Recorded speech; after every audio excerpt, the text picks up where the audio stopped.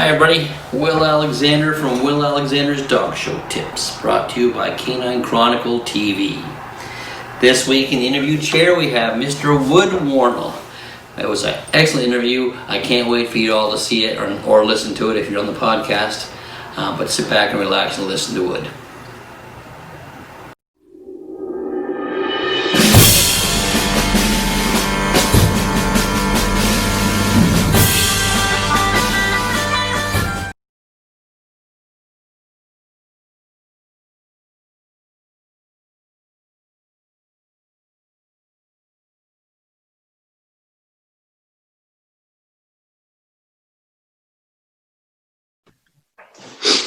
Hi everybody, today we have a special guest. We have Mr. Wood Wornall. How are you, Wood? I couldn't be better. Will, how are you doing? I'm doing great. You look fabulous. Thank you. Thank you very much. How's the pandemic been treating you? It's, knock on wood, both Barb and I are healthy. We live in a small town and we kind of limit ourselves. We don't go out very often. We wish that we were being involved in dog show, dog people events more often, but not really. We haven't been able to do that very much. Yeah. But other than secluding ourselves and trying to do the right thing, it's going fine. Well, that's good. Happy to hear that. Okay, I'm going to jump right into it, Wood. Tell me how you first got involved in dogs. I first got involved in dogs because as a youngster, I was not allowed to have dogs. My sister was extremely allergic to dogs, and whether that was the real reason or my parents just didn't want to be bothered by the responsibility of taking care of a dog of mine, I could never have a dog. So when I got to be old enough, I got a job at a kennel in Kansas City. I grew up in Kansas City. And I went to work for an old dog handler named D. Anderson.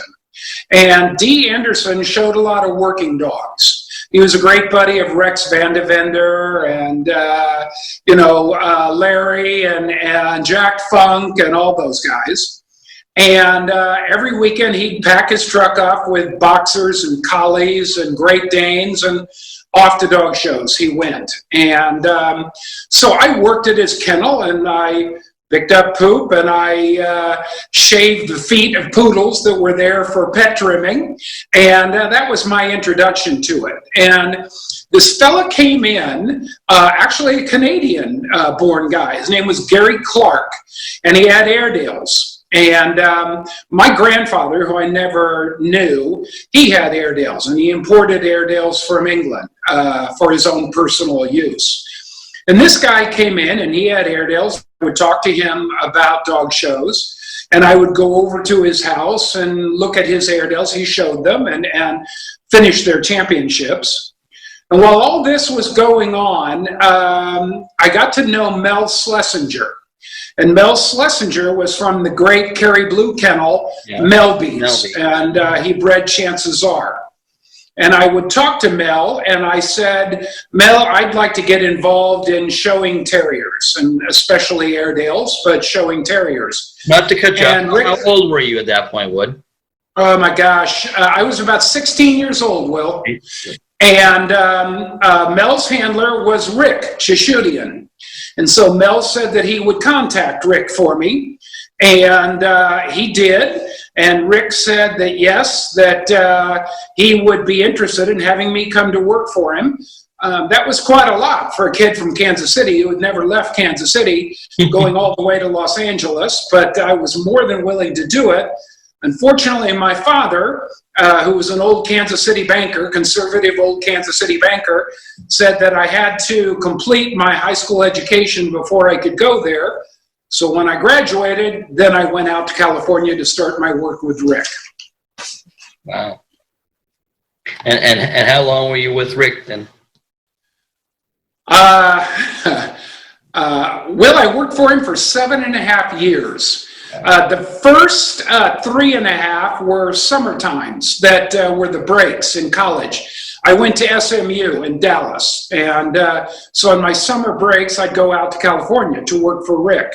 After I graduated, I made a deal with my father, said that I would graduate from college, and then after that, I would like to go to work in California for this man. And he wasn't real happy about it, but he agreed. So at that point, I went to work for Rick, and I worked for him for 4 continuous years until I left and went out on my own. And tell me something about your times with Rick. There's got to be some good stories in there. Oh my God. This entire interview and a heck of a lot beyond that would be dealing with working with Rick.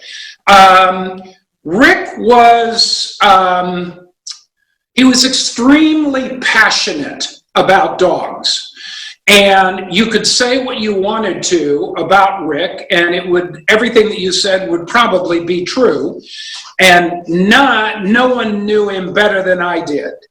But his passion for terriers and his passion for dogs was amazing. And as somebody like myself, who was a sponge, it was a nonstop learning experience. And it was like going to college and then some. And some of my best times, Will, as yours, were spent driving up I-5, sitting in the front of his truck and listening to his dog stories about great old dog men like Ben Brown, who Rick worked for, and the Sangster brothers, and young Corky Vroom, and all the great dog men in California. And then we'd go to these dog shows, Will, and so let's say, for instance, we'd be on the Calor circuit, and there were 5 shows in 5 days. And the first show, the first group might be the terrier group, and he'd win the terrier group, and he'd sit there in his lawn chair, and he'd sit there while the groups were going on. And if everything back at the setup was well organized, I would go and sit on the ground next to him. And he would talk to me about the various group winners that he would be competing against for Best in Show. And Will, these were never like, oh, that greyhound of Corky's is, or the Doberman of Corky's was a piece of garbage. He would never do that. He would tell me what were the great things about that Doberman, what were the great things about Joe Waterman's Min Pins, what were the great things about Frank Sabella's Standard Poodles. And those were my first educational opportunities on learning about dogs outside of the terrier group. And one of my greatest times was spent with a man named Ben Brown, who only the oldest people watching this will know who Ben was. And Ben was Rick's mentor. And after I would be done working for Rick, my 12, 14-hour days, I'd go over to Ben's apartment, and he and Jeannie had an apartment in North Hollywood, and I would sit down on the floor, again, by his chair, and he would talk to me about dogs, and I have his whole collection of old dog photos. And this is a man who won the first group in the United States on an English Springer Spaniel. He won the first group in the United States on a Kerry Blue Terrier. And I mean, the knowledge that Ben had, you just can't imagine. And he would talk dogs to me. And so these were my early opportunities to learn about dogs. That's amazing. I'd love to sit and hear all those stories. Absolutely. The good, the bad, and the ugly. Yeah. What do they say? I'd love to hear them all, for sure. It's all educational. That's amazing. Yeah. So you worked for Rick for 4 straight years, 7.5 entirely. Right. On your own, tell me what made you decide to go on your own? Did Rick give you his blessings, or how did it go? You're asking good ones. Well, you're asking really good ones. First of all, in the months that I wasn't working for Rick and I was going to SMU, I was missing dog shows so badly that I helped Doralee Wilson out at the dog shows. I helped Mike Kemp out at the dog shows while college was going on. But When I left Rick, it was not on good terms. Some people, like Janie and Bob, if you worked for Janie and Bob, they were very supportive of the people that worked for them. Other handlers were very supportive. I would have to think that the people, that Mike and Lynn Pitts, that having worked for the people they worked for, were very, very supportive. Rick was not so much that way. And at the time that I was working for Rick, he was getting towards the end, and he was losing a bit of his enthusiasm. And he was getting very involved in the sculptures. And so the majority of his time would be spent on the sculptures. And I was in the kennel doing the lion's share of the work. And one of the fortunate things for me was I got to do a lot of the finish work on Red Baron that Rick would normally do himself. So when I would be done trimming a dog, I would take it into the house on a lead, and I'd show Rick all four sides of the dogs, and he would go, all right, kid, take a little bit off of there. All right, kid, take a little bit off of there. And that was his stamp of approval of what I was doing. When I left, we weren't on great terms, and I had to battle Rick a little bit, more than a little bit, when I went on my own. But it wasn't that long thereafter that he and his wife Sandy moved to Baton Rouge, Louisiana, and that enabled me not to have to deal with him on a week-in, week-out basis. Okay. I wish the parting had been better. Oh, sure, yes. So you're on your own. Where did you go from there? How did it start? What dogs did you start with? I was really fortunate, Will. The dogs that I started out with, and the clients that I started out with. And some of these clients were clients of Rick's that possibly Rick wasn't giving first call to, or they felt that Rick wasn't doing a good enough job for them. So because they knew me from the day in and day out work at the kennel, when I left, they came to me. And one of the clients was Lil Schwartz. Mrs. Schwartz came to me, and I showed Welsh Terriers for her. And then a great client that I had right off the bat was Linda Honey and her mother Marion Honey, who had the Rockledge Irish Terrier kennel, which in my estimation is the greatest, most influential kennel of Irish Terriers of all time.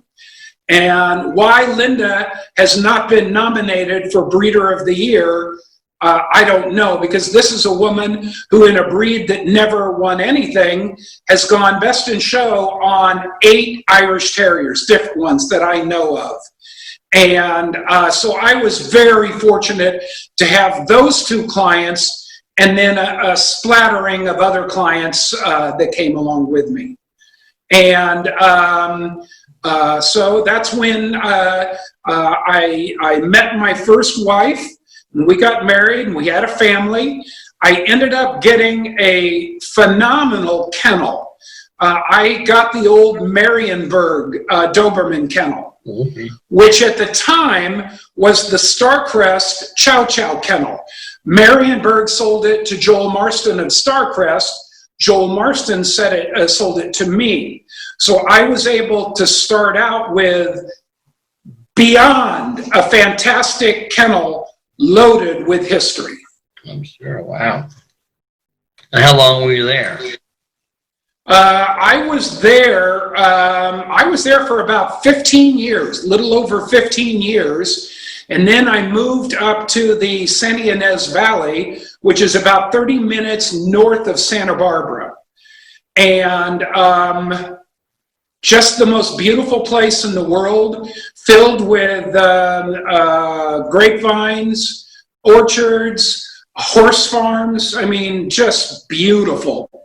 And I was questionable as to whether or not any of my Los Angeles-based clientele would follow me up there. I didn't know how much San Ynez-based business I would pick up. So 2 examples, one was small term, one was huge. The small term one was one day I got a call from a lady that had Anatolian Shepherds. And she said, Mr. Wornall, would you be interested in showing an Anatolian for me? And I was hungry at the time, Will, and I said, sure, bring it over and I'll look at it and evaluate it. I hung up the phone and I said, what the hell are they supposed to look like? So I picked up the phone and I called Corky and Sue Broom, and I got Sue. And Sue said, Woody, it's really easy. When they drive up the driveway, the door to the car opens and they open the crate door and the dog comes out. If it doesn't eat you, it's show quality. And Corky was showing a Best in Show winner at the time.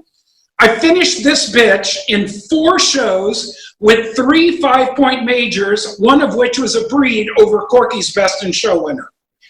And then the other client, which is just an amazing human being, an amazing client, and has gone on to be so supportive with Jenny, is a lady named Alex Jeremiah. And Alex Jeremiah is the lady who owns the French Bulldogs and the lady who has backed the Corgis of Bill Shelton. And this lady is, first of all, a lady, and she loves the sport of dogs, and she was huge for me and is huge for my daughter Jenny now. That's great. So you've mentioned a few people, but do you have others that you consider mentors of yours? Well, there are 3 men in my life that I consider the 3 most influential men in my life. The first was Rick Chishudian. He was my teacher. He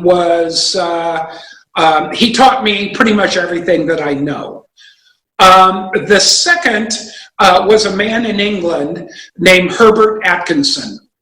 And Herbert Atkinson was a very famous Lakeland breeder. His prefix was Wyndham. And Herbert became a private handler for Mrs. Nell Ermstrom, who was in California but lived primarily in Belgium and had great terriers. Herbert was a great terrier man, a great terrier man. He had an eye for terriers. He was more than willing to impart his wisdom on me. And as my career started off and kept going, many of the top winning dogs that I imported from Europe were dogs that Herbert had found for me. How did you meet him? Pardon me? How did you meet Herbert? Herbert came over to the United States, and when he was working for Mrs. Ermston, he was in California, and he was showing dogs in California. And he was very personable. I mean, when you met him, you were fortunate, and he became your best friend. And I met him at the shows there. And then when I would go to England, I would stay with Herbert and his wife, Peggy, at his name was Kinross House. And it was, the name is escaping me where it was located, but it's not far from where Jeff Korish and Michael Code live now. And I would stay with them, and Herbert would take me all over England, and he would take me to Holland and to Belgium, where we looked at a lot of dogs. And he died way too young, and I blame it on socialized medicine in England. I wish that he would have had better medical care, but he passed away at a young age, and I miss him to this day. The third most influential person is somebody that you know well, and that's Bobby Fischer. And Bobby Fischer is one of the great dog men of all time. His personality maybe didn't endear him to everyone, but if he loved you, which he did me, it was like no love that you felt. And when he became a judge, Will, I thought he could become the greatest judge of all time in America or anywhere. Unfortunately, it wasn't for him, and he decided to retire from that. But my friendship with Bobby and staying at my manor in Baltimore when he was married to Susan, and the people that I met through Bobby, both here in the United States, but also overseas, helped me get going in my career. So those three men were my beginnings, truly my beginnings in dogs. So did you meet, I guess you met Bob at shows though when you were in the East? Or? Bobby used to come out to California and he would show dogs at Beverly Hills, or he would show dogs at Great Western, or show dogs at Santa Barbara. And he would always stay at Rick's Kennel. And so I got to know him by staying at Rick's Kennel. And a lot of times he brought this fella named Billy Thompson with him. And I don't know, you're not shaking your head, so I don't know whether you know Billy. But Billy was a great Airedale handler. And of course, starting in Airedales, I loved Billy. And Billy showed a dog called Jokel Superman and Harbor Hills Clark Kent and some of the great Airedales of all time. So immediately I was endeared to Billy. And Billy was a character. He anybody who knew him, he was a character. But he and Bobby would come out and stay at the kennel. And that's how I got to know Bobby. Wow.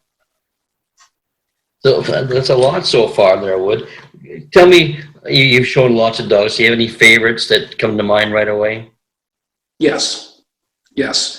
And I think that this might surprise people because this dog is not one of my top winning dogs of all time, but it's a dog that I credit changing the face of a breed. And that is an Irish Terrier dog called Rockledge's McMichael. And prior to Michael, the most number of Best in Shows that had ever been won by an Irish Terrier was a bitch that Ellsworth Gamble showed named Slemish Superb. Michael ended up winning 13 Best in Shows, which in today's day and age doesn't seem like a lot. But for a breed that most judges just passed by when they walked down the line of the Terrier group, for this dog to have won the number of groups and Best in Shows that he did is a testimonial to what a great dog he was. He, in turn, sired the dog that Bobby Fischer did all the winning with. And that dog, doubled Michael's record, and his name was Rowdy Red. That dog won 26 Best in Shows. Then Rowdy sired a dog that R.C. Carusi showed. And I want to say that R.C.'s dog doubled the record that Rowdy won. And to this day, Michael has sired more Best in Show winning Irish Terriers, more national specialty winners, more group winners than any Irish Terrier. He changed the look and the competitiveness of Irish Terriers. So I put him at the head of the list. I loved the Welsh Terrier dog, Billy the Kid, that I showed for Bruce and Lil. I loved the Wire Fox Terrier bitch named Dynamic Super Sensation that Herbert found for me, and I went Best in Show at Montgomery County with. There were a lot of dogs that I showed that I really loved, but those three sit at the top of the list for me.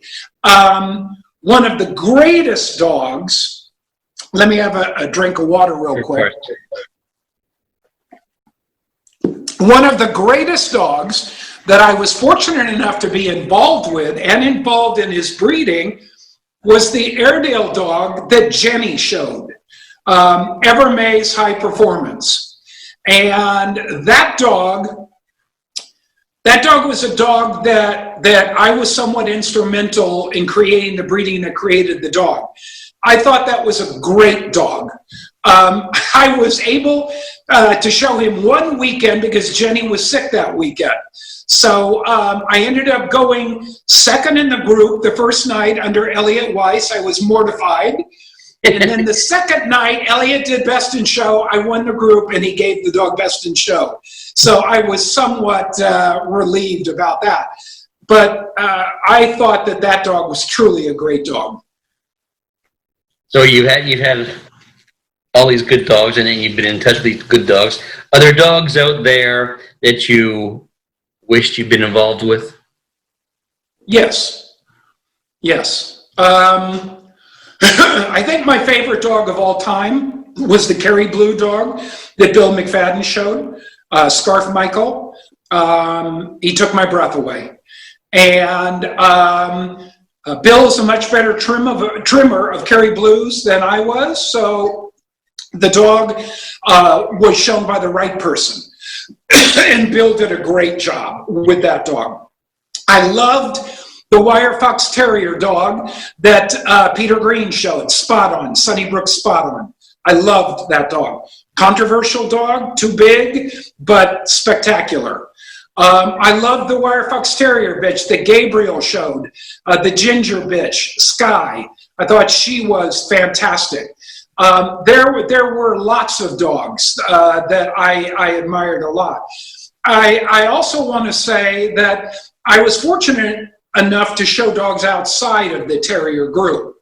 The beagle that I showed, Little Big Man, I loved that dog. Absolutely, he was a character. He was a dog that I enjoyed watching and following along. Mm-hmm. He was, oh my goodness, he was the epitome of a show dog. I mean, I could show that dog like Stan Flowers used to show that Weimaraner bitch, Rhea. I could just stroke the tail and back away and he'd freeze it. It was amazing. But I love that dog. And I get into little arguments with my fiance, Barbara, because initially in the beginning, she was involved with that 13-inch bitch, Liberty Bell, that was shown about the same time. So we go back and forth as to who was the better beagle. That's fair. Yes, absolutely.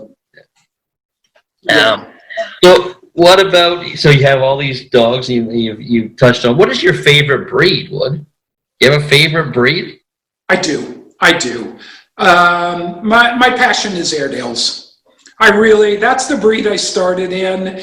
And it's such a difficult breed, Will. You have to love that breed if you are willing to put up with the hours that it takes to trim them. And Rick always used to say, if you can trim an Airedale, you can trim anything. So a lot of people will argue with me on that point. And a lot of standard poodle people will say, oh, they're as difficult, if not more. I always say, you can take a poodle that's been in the back of a kennel for 6 months, and if it's not all felted to the skin, you can brush it out and you can trim it and you can show it the next day. You can't do that with an Airedale. No. You've got to strip them down 12 months ahead of time. You have to keep up with a weekly schedule. When you do get them in coat, the time it takes you to trim the flat work and the throat and the cheeks and everything to do it properly, not by taking shortcuts like is done now a lot of days.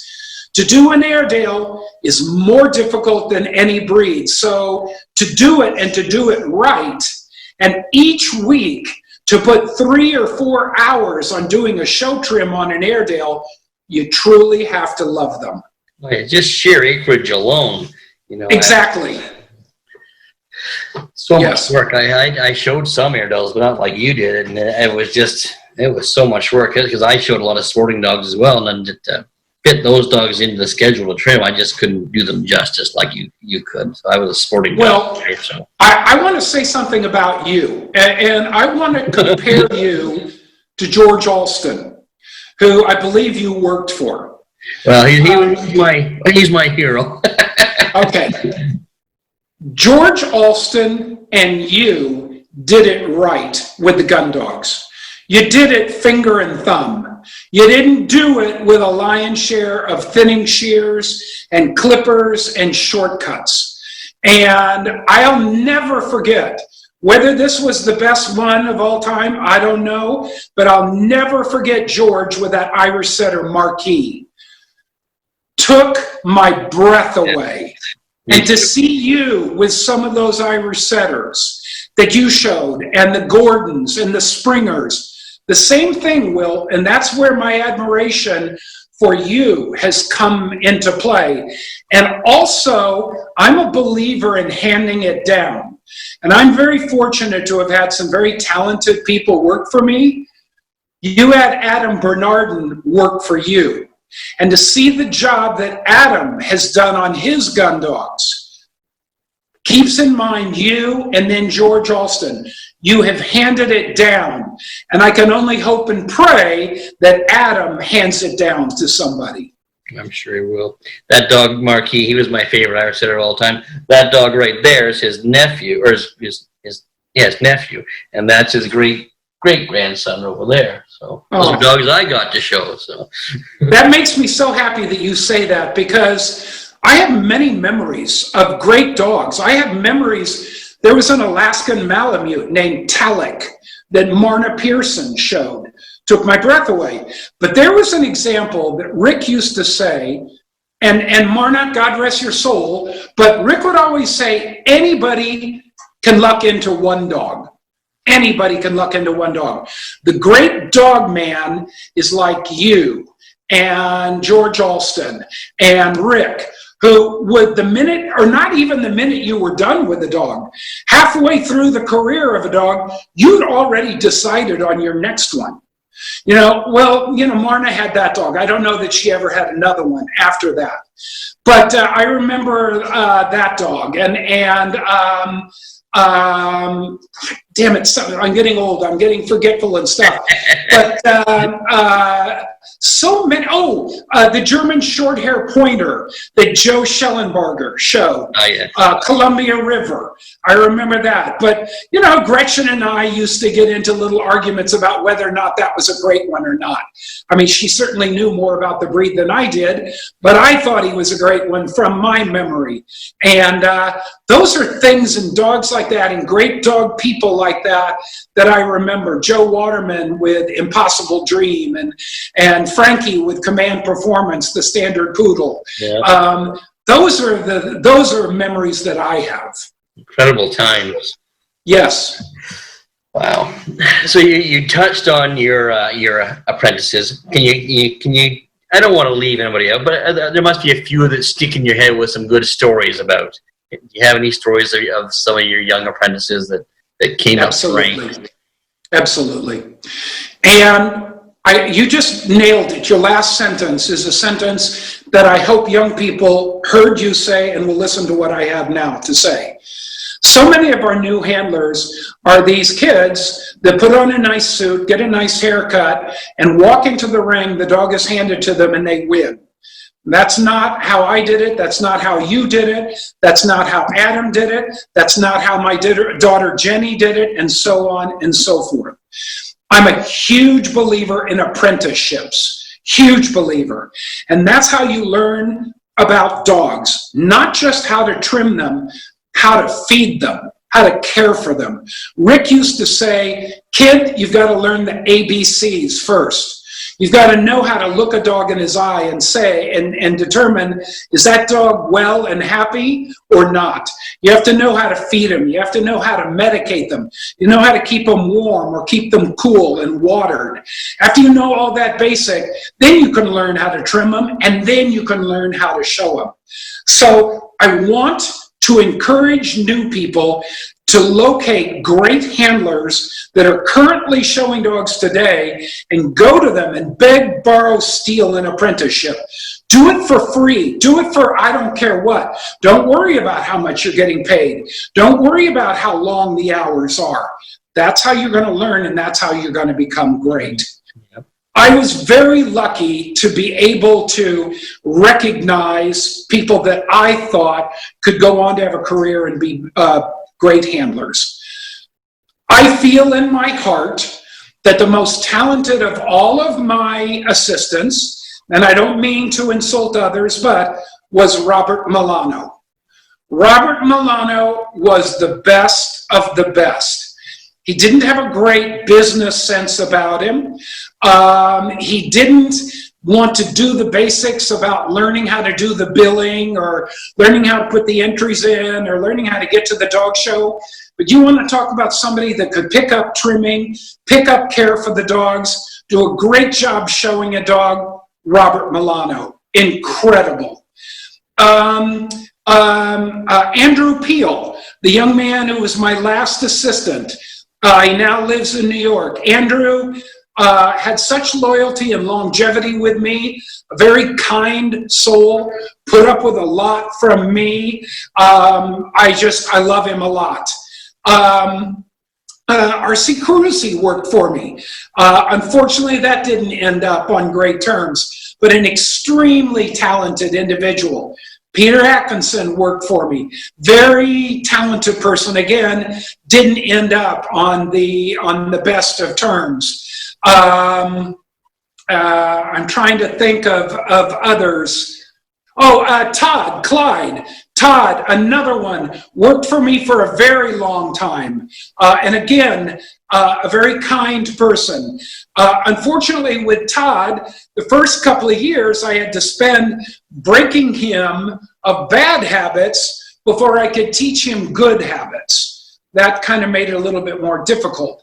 Whereas with somebody like Peter Atkinson, who came to work for me, he had no habits. And so I was able to start him off from the ground floor. A little bit easier to teach him that way. Definitely, yes. I find that as well, that even training anybody, that the ones that are, like I do a lot of seminars and classes, and the people that have almost zero work or history in dogs are the ones that catch on faster. Oh.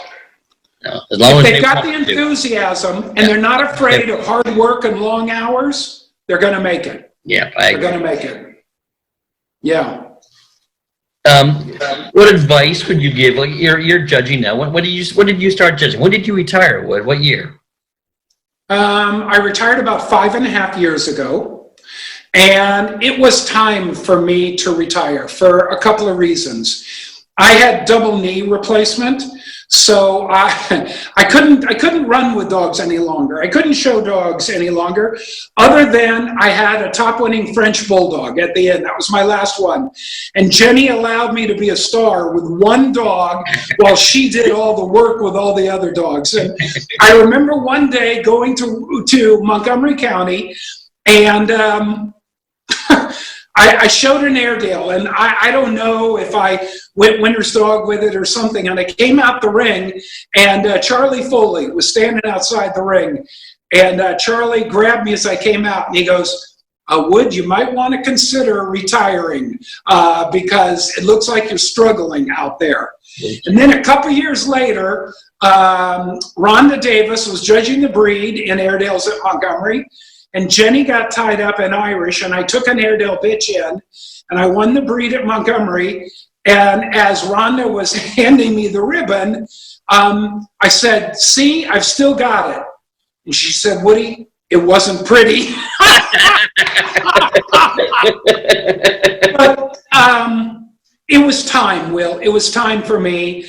And Jenny was there doing all the work, doing the vast majority of the winning. I was getting paid. It wasn't right that I was getting paid and she wasn't. And so it enabled me to say, now's the time. And my father was a banker. He was a Missouri banker. And at the end of a very long career, he walked out the door, they shook his hand, and he walked away. And he walked home, and he spent the days with Mom, 24 hours a day. And he could not use any of the knowledge that he had accrued for all those years as a banker. That was before computers. Mm-hmm. I felt with judging, it was a way for me to use the knowledge that I had worked to gain for 42 years. And I could wake up in the morning and I could feel useful and I could give back. And Will, I love it. I love judging. And I have progressed now into the sporting group. I've got 4/5 of the sporting group. I think my favorite breed to judge is Golden Retrievers. of all of them, but that's because my fiance, that's her breed. She bred a huge Best in Show winner 30 years ago, and every time I come out of the ring, I say, how did I do? But now I've got bulldogs and poodles and cavaliers and breeds in different groups, and I love it. I love the challenge. I love how it makes my mind work, and I'm really enjoying the judging. Okay, who would you consider your judging mentors? That's a really good question. As far as these, however you call them, webinars, interviews that you're doing, I have to admit I've seen two so far. I've seen the one with Ken Murray, which I thought was fantastic. And I came away with even more respect, and I liked him even more after the interview. I really did. And then Mr. Reynolds. I can't tell you how much I think of Jim Reynolds. I can't tell you. And in the beginning, my idol, the greatest judge, I thought, was Mrs. Clark.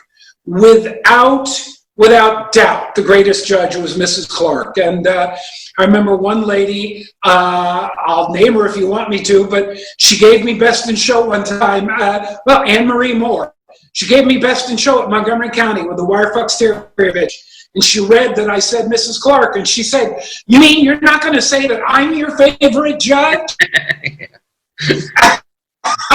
And I said, "Anne Marie, I love you, and I think you're a great judge." But and when Mrs. Clark passed away, I would have to say to you that Mr. Reynolds, in my estimation, inherited that position. I admire him. I find myself staring at him. I watch him. I learn from him. And he's more than willing to talk to me afterwards. I think that Ed Biven is fantastic. I think that Ed Biven is as honest as the day is long, as is Mr. Reynolds. But I think that Mr. Biven sometimes narrows in on pieces, just like Mr. Kendrick did when he judged, like the color of a toenail or the size of a nose, you know? Ed, don't get mad at me, you know I love you, but I love Mrs. Billings, I love Mrs. Forsythe, I love Mr. Forsythe, I love all of these people, and when I was trying to learn how to become a handler, Ben Brown taught me something. And Ben said, you work for Rick, and you are an extension of Rick.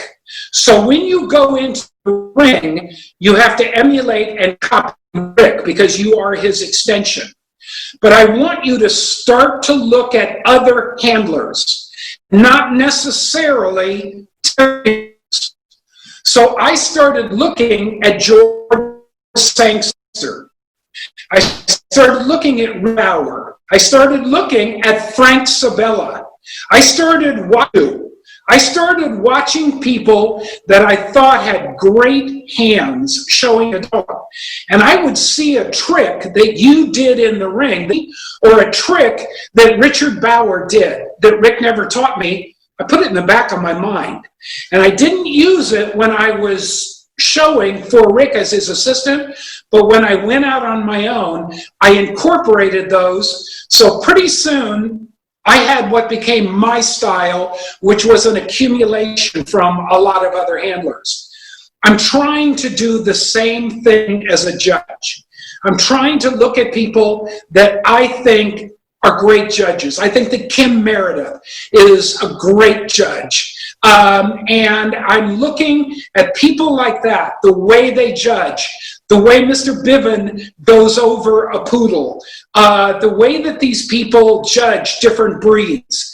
And I remember those things, and I put them in the back of my mind so that when I'm judging, I can start to do those things. That's interesting. When I worked for Bobby Stebbins, and he would do that to me too. Whenever I had a break in the schedule, he would look on the schedule and say, okay, go watch Gene show a Saluki, and she'd send me off to go watch Gene show Salukis. Did that constantly, and it was a great learning tool for me. So, God, another great. Are you talking about Gene Blake? yeah. I had a conversation with Gene Blake 5 days ago because I wanted to know about a specific Afghan. And I said, Gene, this is a breed that I love, and I think I can recognize a good one, but I can't say that when I'm in for Best in Show judging that, that I'm going to know all there is to warrant me putting that dog Best in Show. Oh my God, the lessons that I got on Afghans from that man I'll never forget. Never forget. So I loved it when you just mentioned that name. And he loves teaching them too. He's my goodness, yes. Yeah. Mm-hmm. Okay. So we've gone through mentors. We're gonna sort of carry on with that same theme. If you could have dinner with 2 or 3 of these people from the past or that have passed, who would they be and why?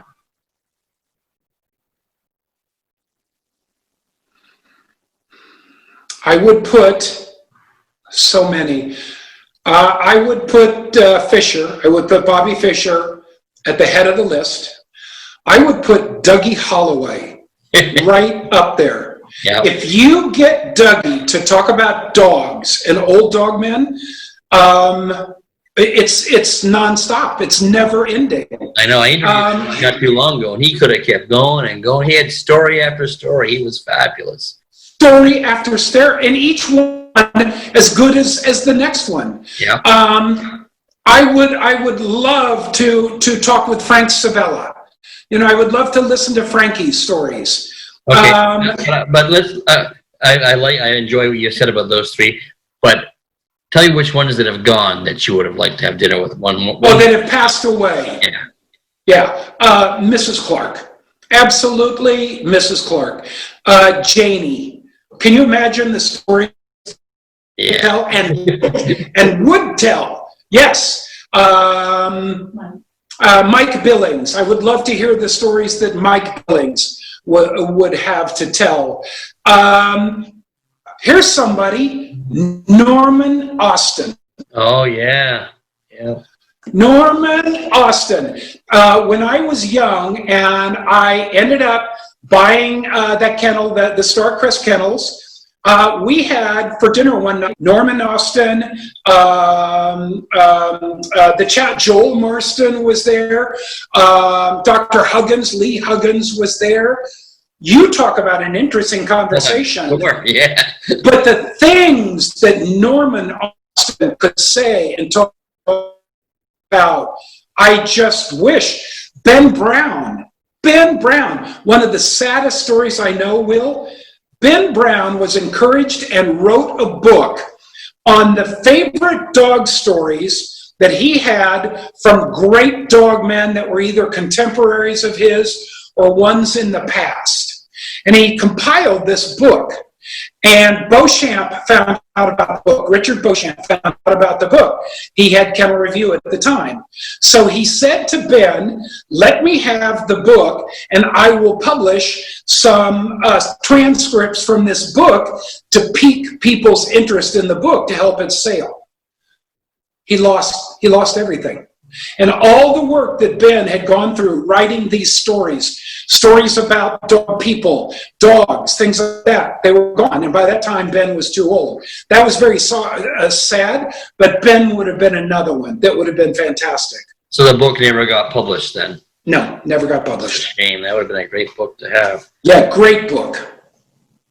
And I just wish more people knew Ben Brown, because there are people out there, there are young people out there that might think that they're too short to be great dog handlers, or too heavy to be great dog handlers, or too this or too that. Ben was short and fat, and yet when he showed a dog, you never saw him. Never saw him, unless, of course, he was trying to hide Larry's boxer in front of him or something like that.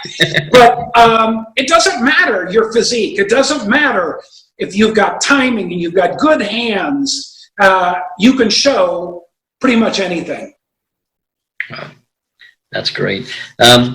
What advice do you have for upcoming handlers and judges. So I can do both now. I can ask you both. Yeah. Upcoming handlers, and this is important to me. This is very important. You have to become better businessmen. You have to provide yourself and your family with business insurance. And I can't tell you how many handlers out there don't carry insurance. They have to have workman's comp for the people that work for them. I can't tell you how many people don't carry workman's comp. They have to be able to save money and put money away. I remember Pauline Waterman saying to me one time, Woody, when you go to a dog show and you show 15 dogs, you know ahead of time that you have 15 handling fees. That's great. That's good. But you're going to get some bonus money that weekend from group placements, best in show, whatever.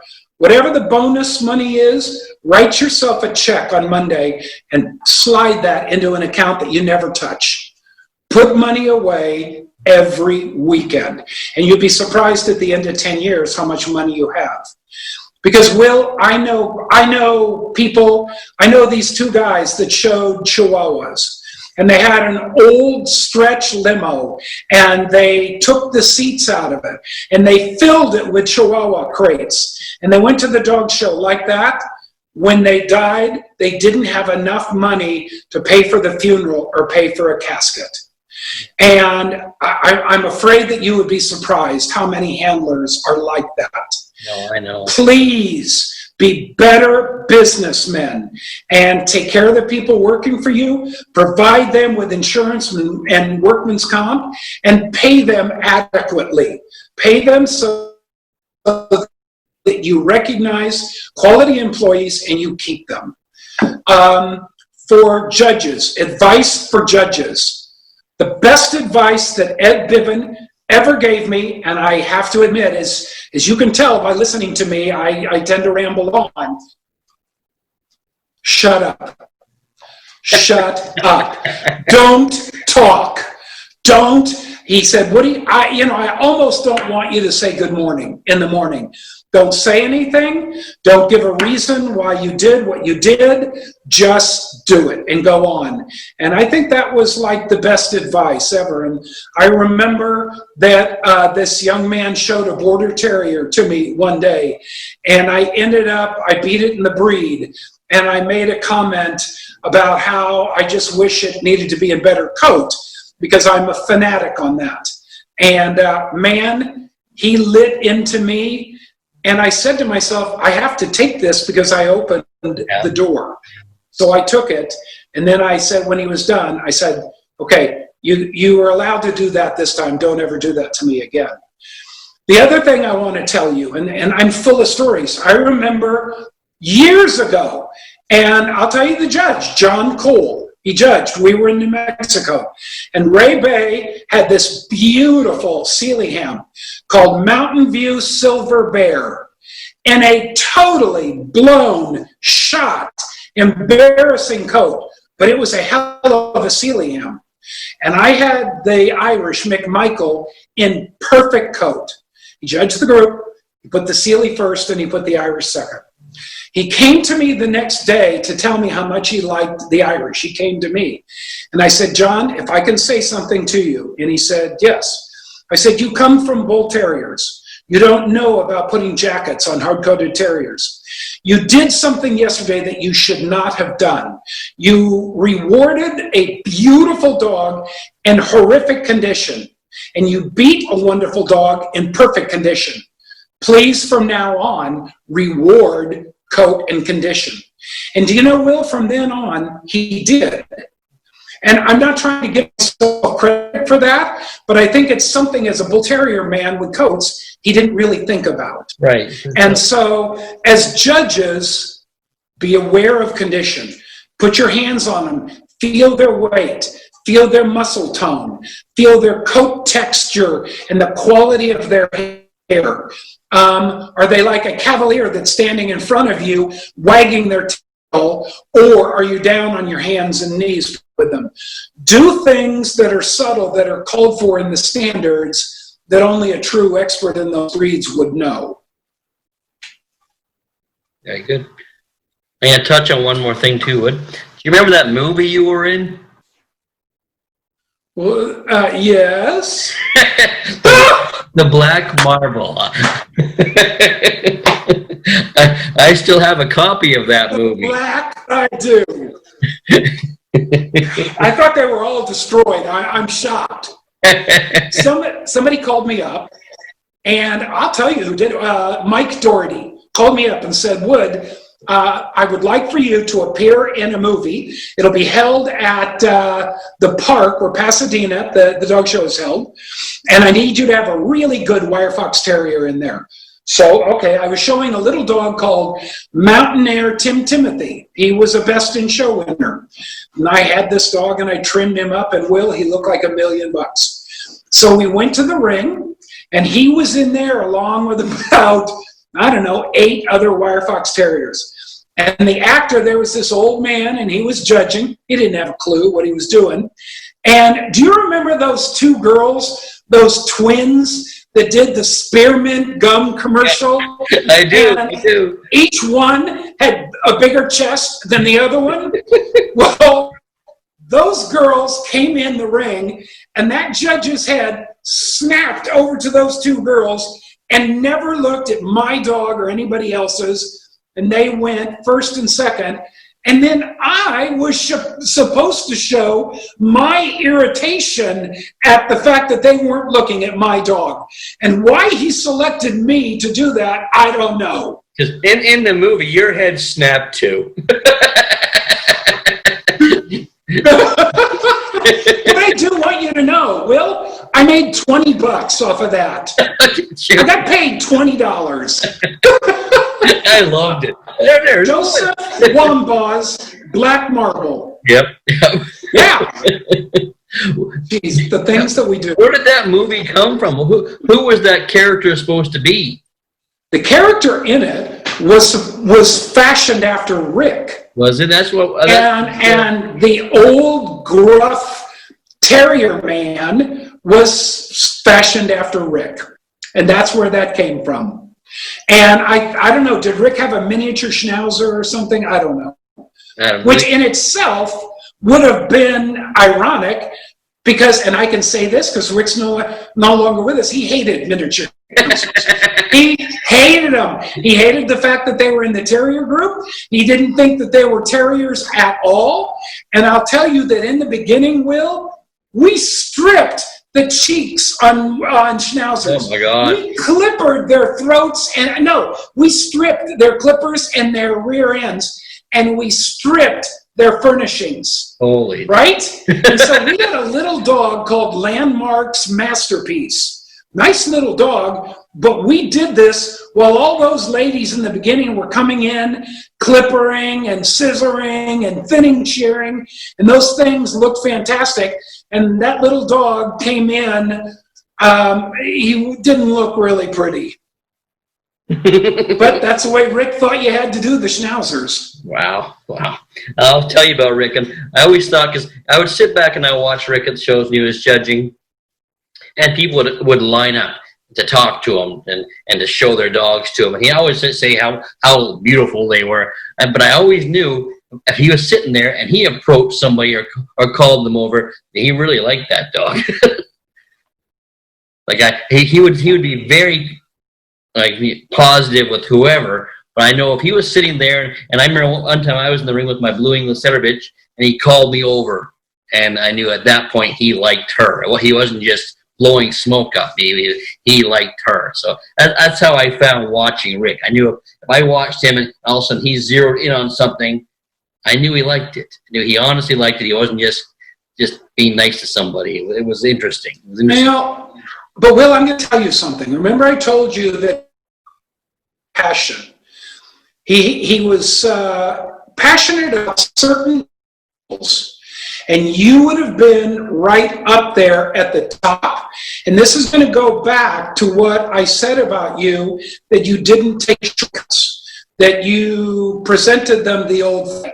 He would have dogs, but he would have known the condition, and he would have admired you, and he would have admired George, and people that came into his ring that had been around time, that right, he's very passionate about that. And this is another thing that I wish for judges today, but unfortunately, unless they talk to people like myself or others, some of these youngsters coming up that do a great job, like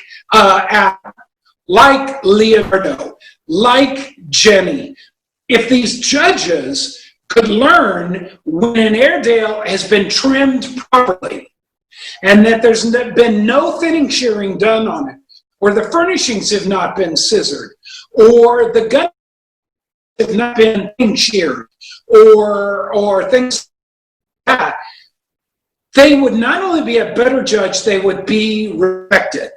And you know that stirs would that be that way. I would like to think that might be that way, and that they would know when a dog is prepared properly.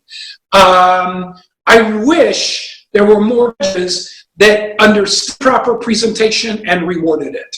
And something else to say to this. I remember there was a dog that I judged last weekend, and it was a French Bulldog. I did a specialty show, and I didn't reward this dog. And the dog was very thin, and the coat was a bit moth-eaten. And it was shown by a young man that I have a great deal of respect for. And he had just gotten this dog, so he wasn't able to put the dog in the condition that he normally would have shown it in. My message to him was, bring that dog back to me in 6 months in perfect weight, muscle tone, and condition. Because I really am somebody that spent 10 hours a day minimum conditioning and trimming dogs. I need them to be in that kind of condition when they're shown to me in order to get a really great win. Right. One last question, Wood. If you could meet up with the 20-year-old Wood, what advice would you give 20-year-old Wood?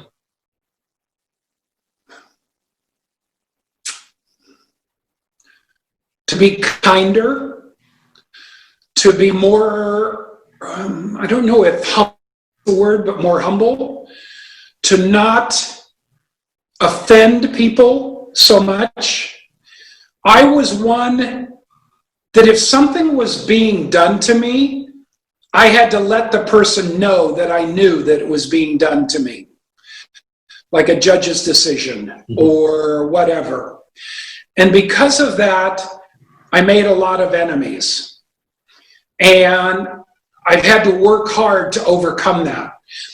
And I hope I am overcoming that.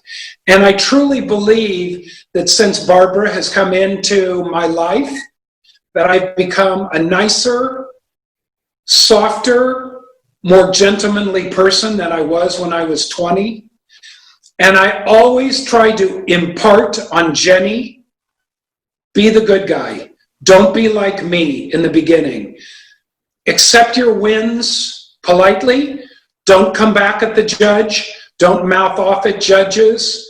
If you can do that and couple that with your talents and ability, you will conquer this incredible job of ours. Because Will, as you know, this is a job.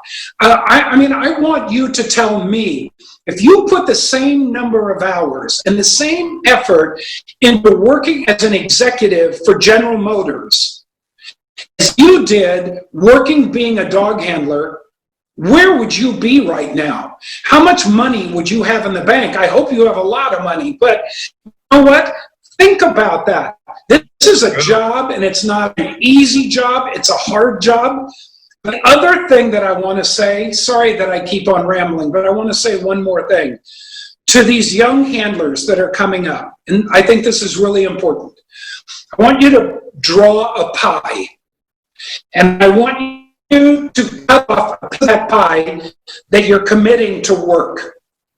Now cut off a piece of the pie that you're committing to your wife or your husband or your partner.